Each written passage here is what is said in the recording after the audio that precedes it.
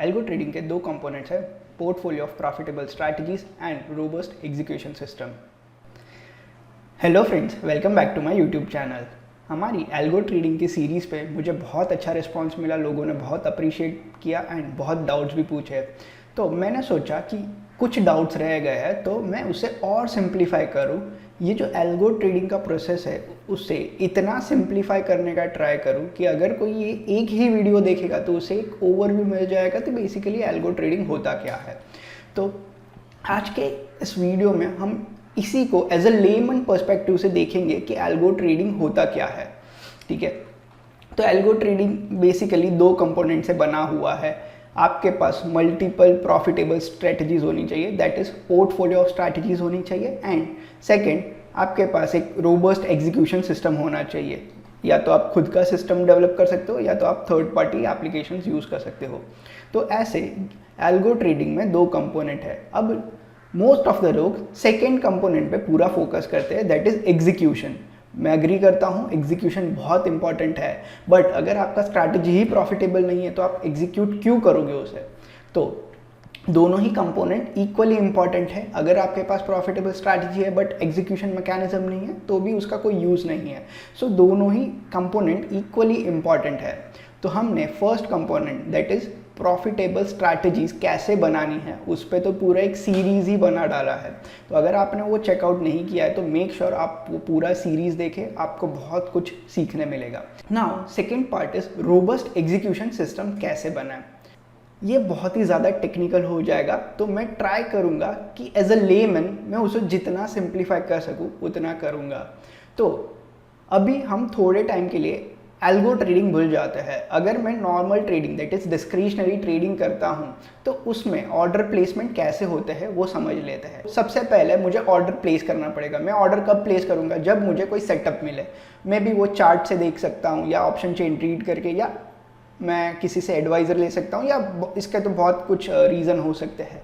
Let's say मुझे कोई एक ट्रेड मिला, मैंने मेरा मोबाइल ऐप यूज़ किया, मैंने मोबाइल ऐप से एक ट्रेड डाला। जब मैं ये मोबाइल ऐप से ये ट्रेड डाल रहा हूँ वो क्लाइंट टर्मिनल हो गया। मोबाइल ऐप, लैपटॉप या डेस्कटॉप से मैंने ऑर्डर प्लेस किया। तो ये ऑर्डर अब जाएगा ब्रोकर के सर्वर पे। वंस ये ब्रोकर के सर्वर पे पहुँच गया तो ब्रोकर अपना प्राइमरी रिस्क मैनेजमेंट चेक करेगा कि वेदर ये परव्यू के अंदर है कि नहीं। लेट्स से मेरे अकाउंट में सिर्फ 1 लाख का बैलेंस है एंड मैंने 5 लॉट बैंक निफ्टी का फ्यूचर्स शॉर्ट करने डाल दिया, तो क्या होगा? नहीं होगा, क्योंकि एटलीस्ट 1.5 लाख रुपए चाहिए एक लॉट शॉर्ट करने, और अगर मैंने 5 लॉट किया है तो एटलीस्ट 7.5 लाख रुपीज़ मेरे अकाउंट में होना चाहिए। वेदर वो कैश हो सकता है या कोलेटरल मार्जिन या कुछ भी, बट एटलीस्ट 7.5 लाख का मार्जिन अवेलेबल होना चाहिए। इन दैट केस मेरे जो प्राइमरी रिस्क मैनेजमेंट चेक है उसमें ही मेरा ऑर्डर रिजेक्ट हो जाएगा।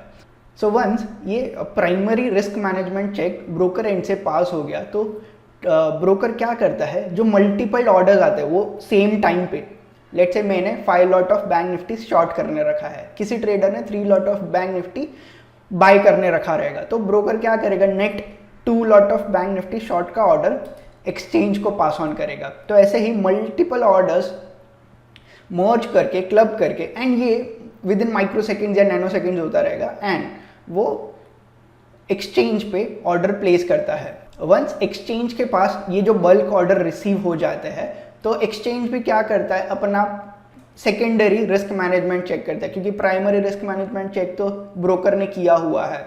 अब एक्सचेंज के भी खुद के कुछ रिस्क मैनेजमेंट चेक्स रहते हैं कि एक पर्टिकुलर ब्रोकर एक स्ट्राइक प्राइस पे सर्टन परसेंटेज से ज़्यादा ओआई जनरेट नहीं कर सकता है, एक्सेट्रा बहुत कुछ रहता है। तो एक्सचेंज अपना सेकेंडरी रिस्क मैनेजमेंट चेक करता है। वंस एक्सचेंज का secondary risk management check complete हो जाता है तो एक्सचेंज ब्रोकर को कंफर्मेशन देता है कि आपका जो बल्क ऑर्डर प्लेस हुआ था वो ट्रेड हो चुका है, दैट इज एग्जीक्यूट हो चुका है। तो वो बल्क ऑर्डर का कंफर्मेशन दे देता है ब्रोकर को। वंस ब्रोकर को कंफर्मेशन आ जाता है ऑर्डर एग्जीक्यूशन या रिजेक्शन का, तो वो हमें पास ऑन कर देता है कि आपका ऑर्डर स्टेटस क्या है। तो जब आप अपने मोबाइल ऐप से कुछ ट्रेड प्लेस कर रहे हो एंड वो एग्जीक्यूट होता है तो इसमें इतने सारे प्रोसेस होते हैं एंड ये सभी प्रोसेस विद इन माइक्रो या नैनो सेकेंड्स हो जाते हैं। अब बहुत लोग बोलेंगे, अगर मैं टेक्निकल एस्पेक्ट से बात करूँ तो इसमें बहुत कुछ आ सकता है, तो मैंने एज अ लेमैन को समझे इतना शॉर्ट रखने का ट्राई किया है। अब आप पूछोगे ये तो नॉर्मल ऑर्डर प्रोसेस फ्लो भी इतना कॉम्प्लिकेटेड है, तो एल्गो का क्या होगा? तो let's see what happens. Algo trading में मैंने सबसे पहला स्टेप लिया हुआ है डेटा वेंडर से पहले डेटा फीड रिसीव करना, क्योंकि अगर डेटा वेंडर से डेटा ही रिसीव नहीं होगा तो हम डिसीजन कैसे लेंगे कि क्या ट्रेड करना है। तो सबसे पहला प्रोसेस है डेटा वेंडर से डेटा रिसीव करना। देन सेकेंड प्रोसेस इज कि अपना खुद का एप्लीकेशन होना, दैट इज खुद का स्ट्रैटेजीज होना या पोर्टफोलियो ऑफ स्ट्रैटेजीज होना। तो हम अपने एप्लीकेशन या थर्ड पार्टी प्लेटफॉर्म भी हम यूज़ करते हैं, तो हमने हमारा स्ट्रैटेजीज वगैरह बनाया हुआ रहेगा। डेटा वेंडर से डेटा फ्लो आता रहता है, वो एप्लीकेशन रिसीव करता है, एप्लीकेशन में जो कंडीशंस होती है वो चेक करता है, या तो थर्ड पार्टी प्लेटफॉर्म पे जो भी हमने कंडीशन पुट की हुई है वो चेक करता है। वंस हमारी कंडीशन फुलफिल हो जाती है तो हमारा order through API broker server पे जाता है, ठीक है। तो ब्रोकर उसे रिसीव करता है। देन ब्रोकर एक प्राइमरी रिस्क मैनेजमेंट चेक करता है कि सेम जैसे हमने पहले देखा था कि मैंने जो ऑर्डर प्लेस किया है तो विद इन मेरे परव्यू है कि नहीं, दैट इज़ अगर मैंने 5 लॉट बैंक निफ्टी का सेल ऑर्डर प्लेस किया तो एटलीस्ट मेरे अकाउंट में 7.5 लाख या उससे ज़्यादा मार्जिन अवेलेबल है कि नहीं। देन ऐसे ही मल्टीपल ऑर्डर्स मर्ज करता है, क्योंकि ब्रोकर के पास भी मल्टीपल ट्रेडर्स ट्रेड कर रहे हैं, तो वो सेम टाइम पे जितने भी ऑर्डर्स रहेंगे वो सब क्लब होके वो एक्सचेंज को पास ऑन करता है। वंस एक्सचेंज का रिस्क मैनेजमेंट क्राइटेरिया फुलफिल हो जाता है देन वो कंफर्मेशन देता है ब्रोकर को कि वेदर आपके ट्रेड्स एग्जीक्यूट हुए हैं कि नहीं।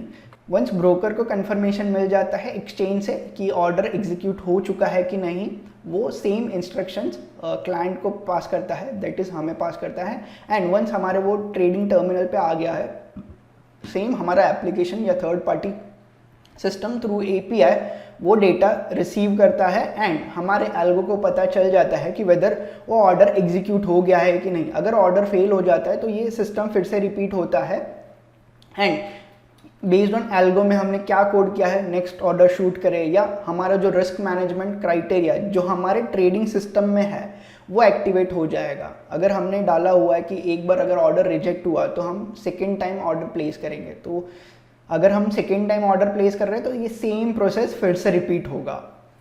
तो जैसे ही ब्रोकर से हमें कंफर्मेशन मिल जाता है वो तुरंत हमारे एप्लीकेशन को भी इंटीमेट कर देता है कि ऑर्डर प्लेस हुआ है कि नहीं, अगर ऑर्डर एग्जीक्यूट हो गया है तो क्या रेट पे हुआ है। तो वंस हमारे एप्लीकेशन को समझेगा कि लेट्स से हमने 200 पे एक सेल ऑर्डर डाला था एक ऑप्शन का एंड वो 201 पे सेल हो गया है, तो देन हमारा सिस्टम उसे चेक करेगा कि लेट्स से अगर 201 पे एग्जीक्यूट हुआ है तो उस पर 20% का स्टॉप लॉस लगाना है एंड एक्सेट्रा। सो यहाँ पे भी मैंने एक ओवरव्यू देने का ट्राई किया है कि अगर मैं एल्गो ट्रेडिंग यूज़ करता हूँ तो मेरा ऑर्डर प्रोसेस का फ्लो कैसा रहता है। ये बहुत ज़्यादा ओवरव्यू है, अगर मैं इसके डिटेल्स में जाऊँ तो सिर्फ API कैसे काम करता है उस पर ही बहुत बड़ा प्रोसेस फ्लो का चार्ट बन सकता है। मैंने ये ट्राई किया है कि ये कंसेप्ट को मैं जितना सिंप्लीफाई हो सके उतना सिंप्लीफाई करके एक्सप्लेन करूँ, तो आई होप मैंने अपना बेस्ट दिया है। तो अगर आपको इसमें भी कुछ डाउट है तो आप कमेंट डाउन कीजिए एंड मेक श्योर हमारा टेलीग्राम ग्रुप सब्सक्राइब कर लीजिए, वहाँ पे मैं रेगुलर अपडेट्स डालते रहता हूँ। So thank you for watching this video, like this video, share this video, subscribe to my channel. Thanks for watching.